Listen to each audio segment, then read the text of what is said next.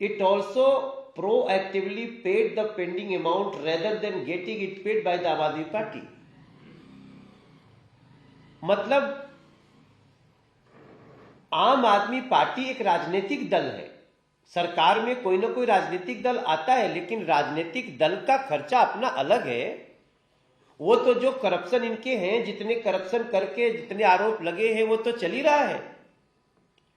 लेकिन आप सीधे सीधे सरकार के खजाने से 97 करोड़ निकाल लिए, और कोर्ट ने क्या आदेश दिया, मतलब कोर्ट के द्वारा बनाई गई कमेटी ने इनको आदेश दिया था 16/9/2016 को कि आप 42,26,81,265 रुपए स्टेट एक्सचेकर को तुरंत जमा कराए। स्टेट एक्सचेकर मीन सरकार को खजाने में।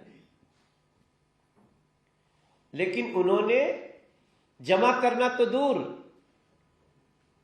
अभी आज जब हम आपसे बात कर रहे हैं 2022 के इस 20 दिसंबर को, तो 2017 के बाद से और कितना खर्च ये लोग अपनी पार्टी पे सरकार के खजाने से किए हैं, उसका डिटेल अभी नहीं दिया हुआ है। अभी उसका तो आना बाकी है। ये तो जो हम आपसे बात कर रहे हैं 2017 तक है। 30/3/2017 को आम आदमी पार्टी को उस सुप्रीम कोर्ट की कमेटी ने निर्देश दिया इसको जमा कराइए, और उसके पहले 16/9/2016 को ये फैसला हो गया था कि ये पैसा इन लोगों ने अपनी पार्टी और अपना चेहरा चमकाने के लिए अरविंद केजरीवाल ने खर्चा किया, इसलिए इसको जमा करना होगा। 30/3/2017 के बाद भी तो बहुत सारे खर्चे हैं। इनको दो तरह से पे करने को बोला गया था। 42,26,81,265 रुपए स्टेट एक्सचेकर मनी सरकार के खजाने में, और 54,87,87,872 रुपए ये कंसर्न एजेंसी को सीधे देने की बात की गई थी, जिनसे एडवर्टाइजमेंट कराया, जहां भी एडवर्टाइजमेंट हुआ, और ये सब कुछ 30 दिन के अंदर करना था। लेकिन तब से इस पे कुंडली मार के आम आदमी पार्टी के मुखिया बैठे हुए हैं। आज पुनः जैसा हमारे अध्यक्ष जी ने कहा कि हम इस पे पार्टी प्रसन्नता व्यक्त करती है कि आज उनसे उस वसूली के लिए कड़ाई से आगे बढ़ा गया है, और हम इसका स्वागत करते हैं। लेकिन हम धन्यवाद करेंगे रामवीर सिंह बिधूड़ी जी का भी।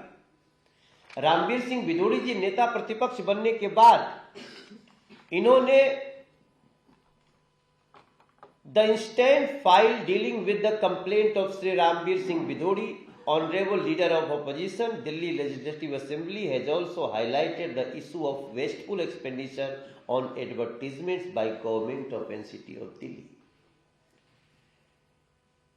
रामवीर सिंह बिधूड़ी जी नेता प्रतिपक्ष के रूप में अपने कर्तव्यों का पालन करते हुए इन्होंने इस बात को हाईलाइट किया, पत्र लिखा, और जिसका परिणाम है कि आज आम आदमी पार्टी से 97 करोड़ रुपए 2017 तक के वसूल करने का आज पुनः प्रक्रिया शुरू हुई है। और मुझे लगता है कि भारतीय जनता पार्टी चाहती है कि ये अब विदिन 30 डेज इनसे तुरंत सरकारी खजाने में और कंसर्न एजेंसी को जमा करवाया जाए। अगर नहीं जमा करते हैं तो फिर ऐसे व्यक्ति को जो संविधान का लगातार उल्लंघन कर रहा हो, इसके खिलाफ एक्शन भी लेना चाहिए। संविधान से देश चलता है। आदरणीय श्री मनोज तिवारी जी ने बहुत ही विस्तार से आपको जानकारी दी है। मैं 12 सितंबर 2022 को दिल्ली के ऑनरेबल एसजी को मिला था, और मैंने राइटिंग में शिकायत की थी।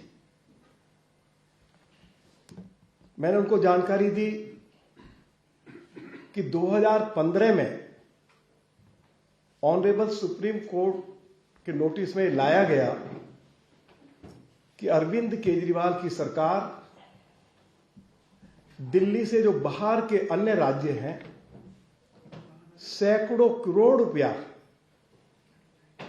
अपने चेहरे को चमकाने पर खर्च कर रही है। 2016 में ऑनरेबल सुप्रीम कोर्ट का फैसला आया, उससे पहले कमेटी बनाई गई। कमेटी ने भी अपनी रिपोर्ट सुप्रीम कोर्ट को सबमिट की और इस फैसले के खिलाफ अरविंद केजरीवाल की सरकार हाई कोर्ट में गई कि इसको स्टे किया जाए। हाई कोर्ट ने स्टे नहीं किया, सुप्रीम कोर्ट के पास गई कि उनको स्टे दिया जाए, लेकिन स्टे नहीं दिया गया। अरविंद केजरीवाल जब दिल्ली के मुख्यमंत्री बने, इनके मुख्यमंत्री बनने से पहले दिल्ली की सरकार विज्ञापन पर 11 करोड़ 18 लाख रुपया खर्च करती थी। 2012 और 2013 की मैं बात कर रहा हूं।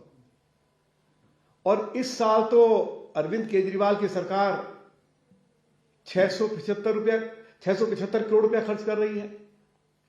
और कुल मिलाएं तो अरविंद केजरीवाल की सरकार ने पिछले 7 सालों में 2000 करोड़ से ज्यादा दिल्ली सरकार के खजाने से दिल्ली के टैक्स पेयर्स का पैसा अपने प्रचार पर लुटाया है। यदि ये पैसा दिल्ली में नए स्कूल्स की बिल्डिंग्स के ऊपर खर्च किया जाता या दिल्ली में नए हॉस्पिटल्स अरविंद केजरीवाल की सरकार के द्वारा बनाए जाते या डीटीसी के लिए बसें खरीदी जाती,